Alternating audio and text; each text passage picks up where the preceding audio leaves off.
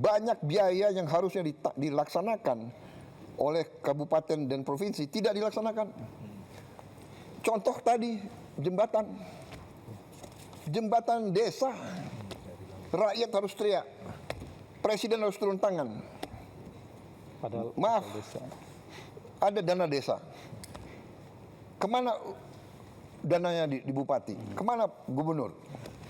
Tapi oke lah, saya ambil alih tanggung jawab. Ya, jadi kita ini harus terbuka, kita harus fair. Banyak pejabat itu terlalu banyak, menurut saya ya tidak efisien. Anda lihat sendiri, kita buka-bukaan ya. Ada kabupaten, apa kabupatennya? Pemerintah daerah, dia beli mobil dinas gubernur berapa? 8M. Saya presiden di Republik Indonesia, saya pakai mobil mau buatan Indonesia. Iya kan? Harganya 700 juta itu.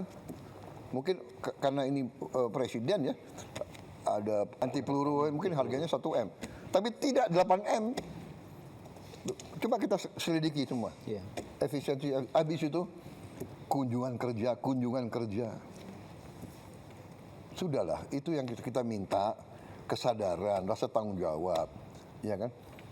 Bupati, kerja untuk rakyatmu. Gubernur, kerja untuk rakyatmu. Ya kan? Itu yang kita minta. Kejar, harus kita usut. Harus kita usut. Siapa yang nyuruh, siapa yang bayar. Ya jelas dong. Yang berseragam. Tidak akan dilindungi, tidak akan ada impunitas. Tidak akan. Bapak menjamin itu, Pak? Saya menjamin. Saya ingin menegakkan hukum. Saya ingin membangun Indonesia yang beradab. Saya dipilih oleh rakyat untuk membela rakyat. Tapi kita waspada. Saya minta diusut benar sampai aktornya. Apakah Bapak bisa memahami ada kekhawatiran yang muncul bahwa ruang aman untuk bersuara menjadi semakin menyempit, Pak? Anda merasakan? Apakah dibandingkan dengan banyak negara, apa kita batasi nggak? Ada yang merasakan, coba lihat, kita batasi nggak? TikTok, fake news, hoax, kebohongan yang disiarkan tiap hari. Coba Anda lihat, coba bandingkan sama negara lain. Karena yang terjadi adalah dampaknya yang kita lihat, Pak. Mereka yang bersuara kritis. Iya, tapi kadang-kadang ada orang, Mbak Nana, kita ini bukan anak kecil, kita sudah hidup lama. Kadang-kadang kan ada peristiwa yang justru dibuat seolah, Anda ngerti ya? Itu namanya provokasi. Itu ada di buku, Mbak Nana. Ada di buku intelligence, ada itu. Itu namanya false flag operation. Iya kan? Melakukan aksi teror seolah yang lakukan orang Palestina, tapi yang lakukan bukan orang Palestina, yang lakukan Mossad. Itu terjadi. Sebetulnya Anda paham ya? Ya. Jadi sama juga ini. Ini mau mengarah bahwa rezim kita otoriter. Sebetulnya Iya kan? spekulasi-spekulasi itu muncul karena ketidakadaan jawaban, Pak Presiden. Jadi kerap kali kasus-kasus yang terjadi ini berhenti begitu saja, tidak terselesaikan, sehingga kemudian muncullah begitu persepsi publik bahwa wah, kalau ini tidak selesai berarti ini ada unsur negara yang bermain dan sebagainya. Karena, saya tidak ada jawaban, maka kemudian saya ingin menjamin, saya ingin membangun Indonesia yang beradab, ya. Itu cita-cita saya.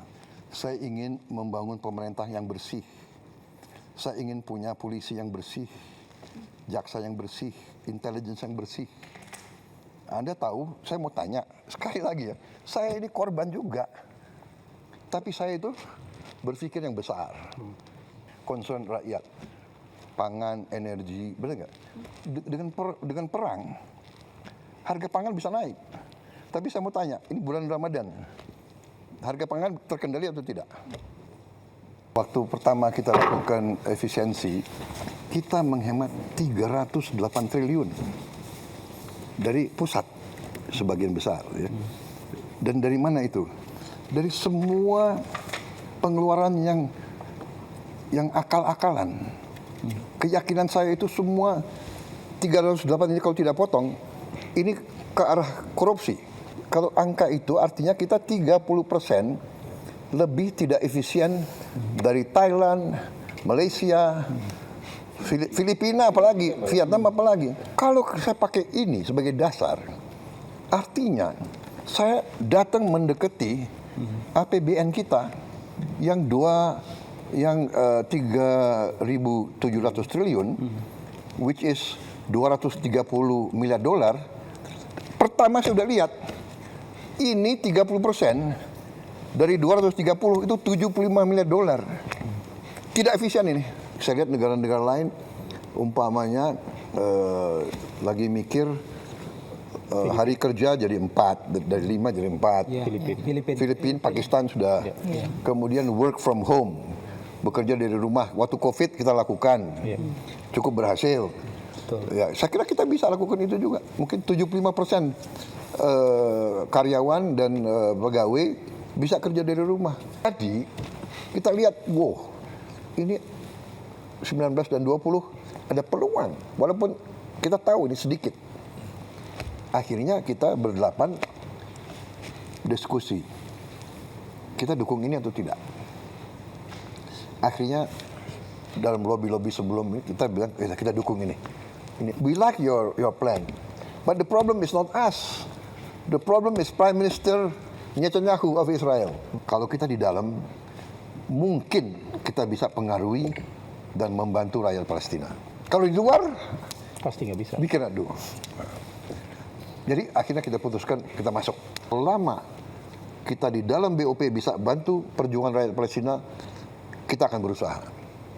Begitu kita ambil kesimpulan, tidak ada harapan dan kontraproduktif, kita menilai kita habis waktu, habis energi dan tidak menguntungkan kepentingan nasional bangsa Indonesia, kita keluar. Jadi ya saya menjalankan perjuangan bangsa Indonesia dari dulu.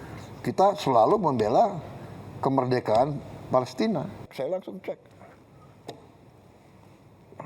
panggil kepala BGN dan saya terus cross check. Saya kirim orang-orang saya ngecek. Saya kira kalau nggak salah ya, mungkin saya bisa cek langsung malam ini. Dari sekian puluh ribu dapur sudah kita tutup lebih dari 1.000, lebih dari 1.000. Ini saya punya wakil kepala, satu ibu ya, ibu Nani ya. Ini galak sekali dia. Ya, dia sidak terus kerjanya. Yang sudah disuspend 1.030. Nah, dan yang kita lakukan sekarang adalah sertifikasi. Jadi kalau dapur kamu mau survive lebih dari berapa bulan, kamu harus lulus sertifikasi kebersihan, sertifikasi keamanan makanan, dicek ke airnya gimana, ya airnya aman, airnya dimasak atau di apa tuh, kemudian omprengnya semua itu ada kriterianya. Mulai ada standarisasi. Oh iya, standarisasi. Dan kalau nggak beres ditutup. Siapapun boleh cek dan titik koordinat dari dapur itu diketahui oleh masyarakat sekitarnya. Jadi siapapun, ibu-ibu, orang tua, kepala sekolah, dia boleh masuk. Dan dia boleh komplain. Laporan yang hanya bagus-bagus itu budaya yang tidak baik. Kita harus realitas lah.